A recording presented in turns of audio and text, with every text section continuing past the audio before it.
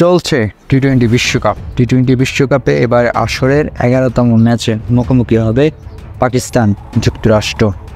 যুক্তরাষ্ট্রের দ্বিতীয় ম্যাচ। প্রথম ম্যাচে জয় পেয়েছে কানাডার বিপক্ষে। ডালাসে পাকিস্তানের বিশ্বকাপের প্রথম ম্যাচ।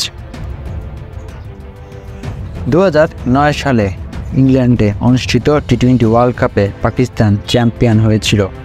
2021 সালে টি-20 আসরে পাকিস্তান সেমিফাইনাল ও অস্ট্রেলিয়ার আসরে পাকিস্তান খেলে ফাইনাল।